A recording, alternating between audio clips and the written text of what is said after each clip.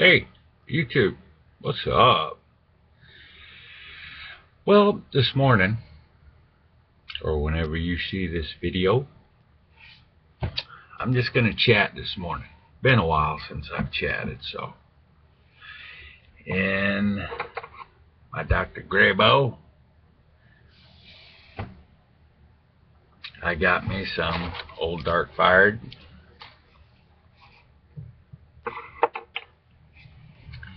And in my cob,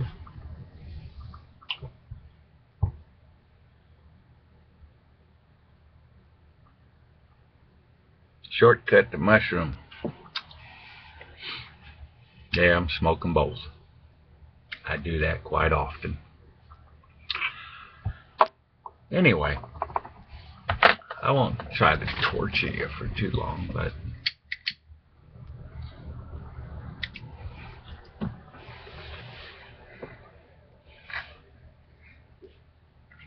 as most of you know,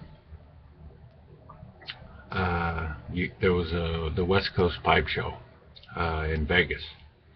A lot of you have followed the Dagners and seen their update videos. And Jason McNary made a little one, I believe, and a few of them are out there.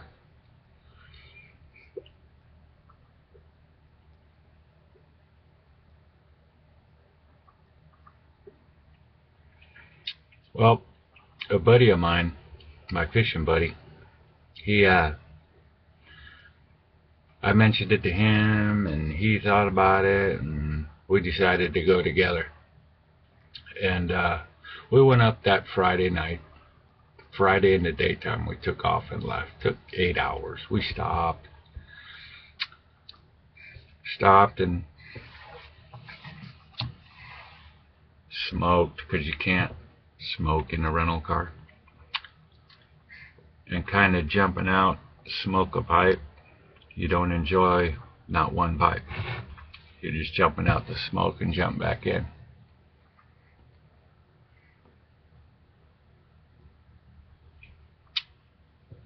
Anyway, we get up there. We wander around a little bit in some of the casinos and do our thing. We get our room. We had reserved our room at the Palace, I believe, same place as the pipe show.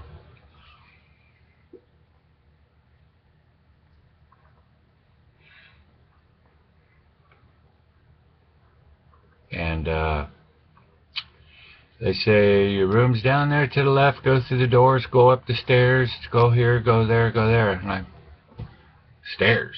Place ain't got an elevator? Make a long story short, where we were at, I think that section is going to be the one that gets bulldozed next. My honest opinion, it was a dump. Not dirty, just old style, you know. Like an old Islander motel where your ice machine's down the hall right next to your room, you know. Things like that. No elevator. And of course this was the cheaper section probably, and you know, it's not the 10-story high-rise above the casino. But here nor there. Anyway, it was a place to sleep. That's all we wanted. And I didn't want to spend a lot of money on a room, and the room was reserved by my buddy, so.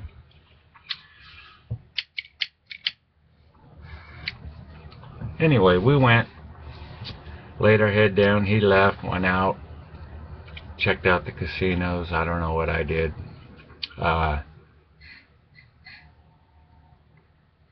Actually, I went to bed early. Next morning we get up, and I'm thinking, well, there's going to be, you know, a few people there. Rick Black, Jason McNary, Sparky, Justin Figueroa. You know, I'm thinking, cool, I'm going to meet some of these guys for the first time, you know, blah, blah, blah. The Dagners. And so that morning I went down and I was walking somewhere in the casino. It was by a pub or something. I walked by and Sparky Pipe, Jason McNary, and Jason Dagner were sitting there having coffee.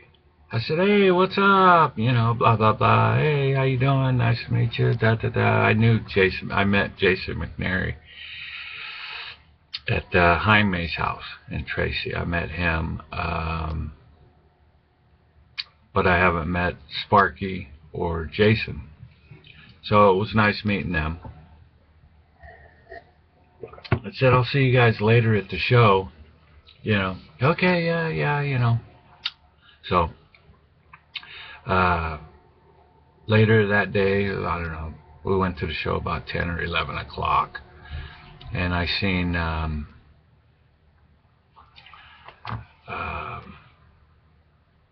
Sparky Pipes again. I seen Wild Hogs, Jason's dad, Jason, and at the show. I did see Elaine, Jason Dagner's wife, girlfriend, in the smoking lounge, but I didn't approach her, being that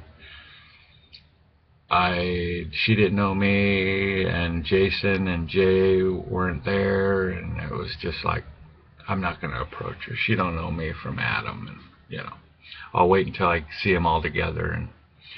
But I walked by the smoking lounge. Now, my opinion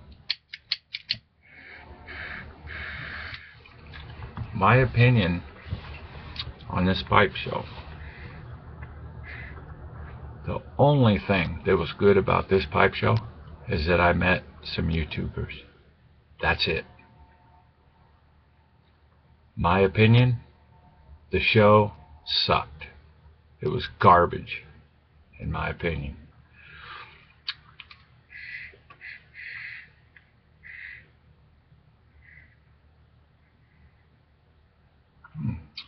So Dark Fire is good. Here's why.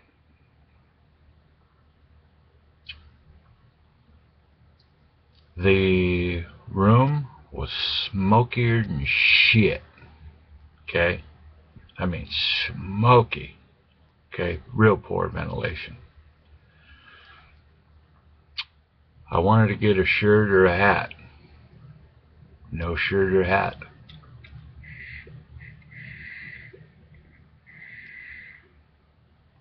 Sutliff had a table, a little 6-foot table.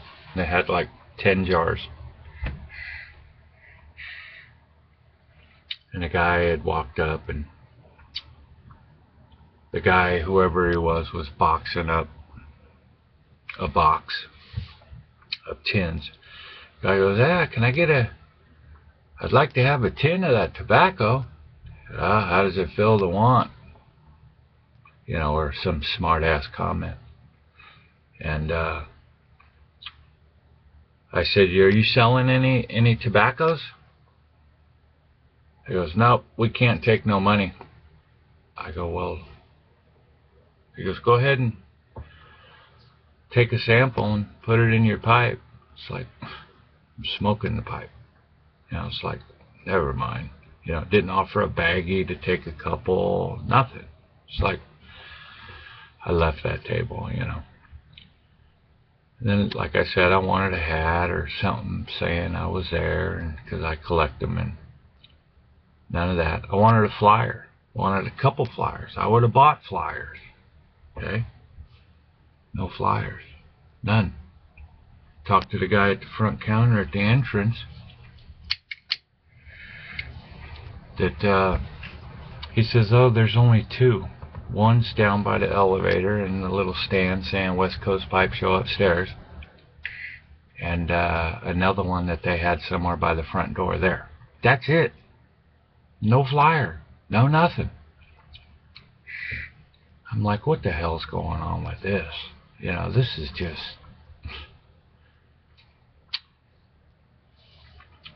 it was, you know, I was real disappointed, real disappointed in what was available there, and you know, the price of pipes, you know,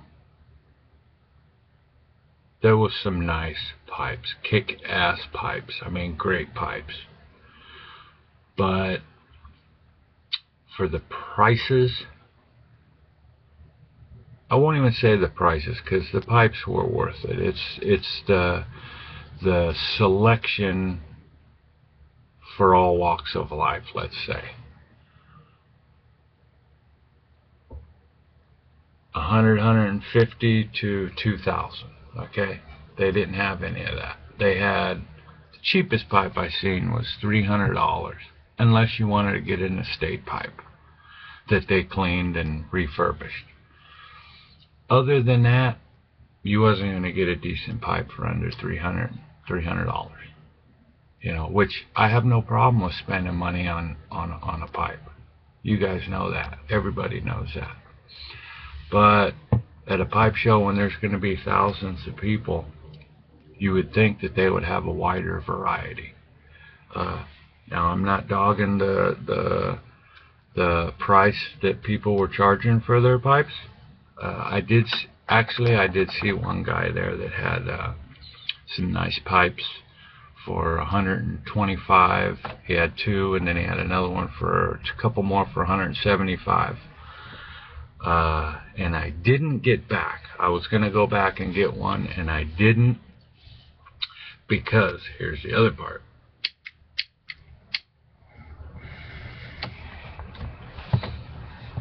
Later on, I was going to go back that night or the next morning, and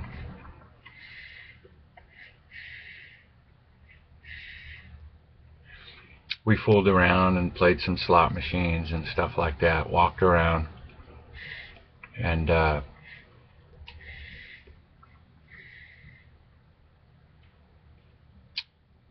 we decided that night, we went, you know what, it was Saturday night, and we said, well, we got to work Monday.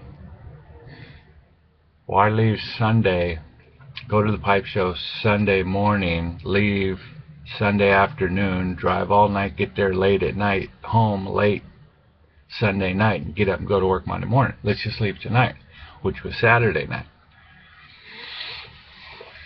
We did. We said, hell with it, let's go. That's why I didn't get to meet up with Rick Black and all them guys at the pub and the lounge and all that. We decided at the last minute to go, but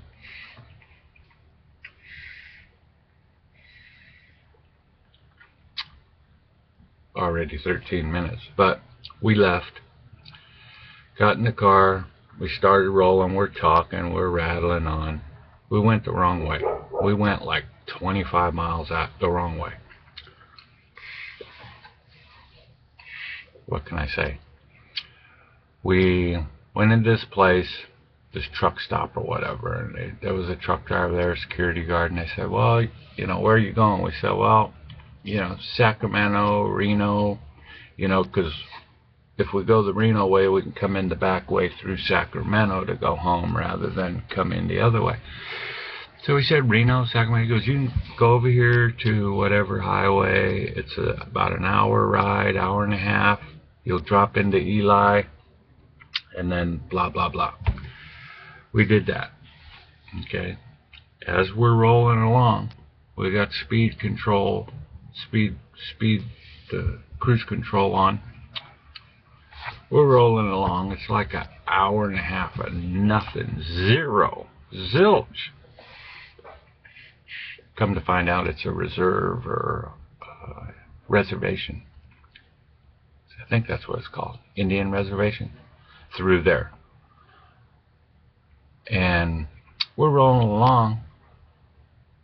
I'm telling you, bullwinkle, elk. Big elk. Like looking down at the car. walked out right in front of us. We hit that thing at 60 miles an hour. Speed limit was 70 with the cruise control on. Totaled our rental car. Fender got smashed in, bumper got torn off, side mirror got tore off, hood got smashed, fender smashed. Didn't set the airbags off, and it didn't pop our tire. Okay? This elk, bullwinkle, moose, whatever it was huge. Okay? It was like looking down at, like, what are you guys at the last second? When I seen it, first thing that came to my mind is horse. My mouth opened to say horse. I looked at him to see if he seen it. As soon as I looked at him, he's like, whoa! And bam! We skidded to a stop. I go, let's go. Because I seen it. It landed in the ditch or went towards the ditch. And it wasn't in the road. I said, let's go. We can't, semi's got to come down the road here. Let's go. So we left. Rolled into Eli. No rear mirror, no nothing. Plastic rubbing on the tire, Went in, did a police report, called the Eli police. I said, it's an Indian reservation. Is it in the road? We said no. They said, okay, fine. Happens all the time. You guys are lucky. Usually airbags are blown. Tires are popped. Sometimes they land in the front window. They said they got a real bad elk population out there and things like that. But we did the police report. He said that there's no rental car place out there. He said, you guys already drove 80 miles. He said, just continue on into Reno. So we had to do another 100 and something miles through this lonely road. Hunters call it the loneliest road in somewhere, but we rode along there, and this time we were very slow. Got into Reno, exchanged our car, and then continued on and came home. Even with all that going on, that has nothing to do with my opinion towards the West Coast Pipe Show.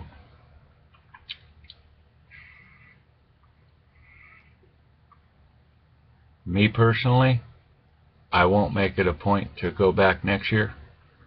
The videos I've seen so far, people say it was a great time, great this and great that, and I think what they're talking about is meeting up with other YouTubers. It wasn't the show itself,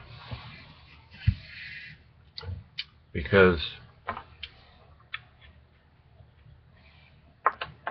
it was just,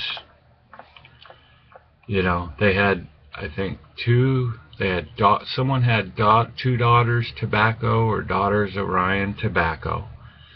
Some ladies there, they were very generous, gave me baggies of samples. I bought 3-4 tins.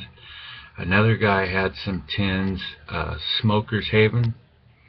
I got like 3 tins from him. He gave me a couple samples, because I was planning on going back, and I wanted to try a couple before I went back. I was going to go back the next day, or that night. So he gave me them. So we had Sutcliffe, Smoker's Haven, and 2 daughters. That's all that was there that had tobacco, other than people selling old tobaccos for $60 a tin, things like that. Hard to get tobaccos and stuff like that, aged tins. Other than that, there was nobody there. Not happy at all with the trip, with the pipe show. Okay. Our most exciting thing was meeting the Dagners and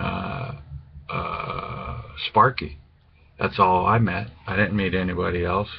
And McNary I met before, and it was cool to see all of them guys. That was the best thing that happened to me the whole time.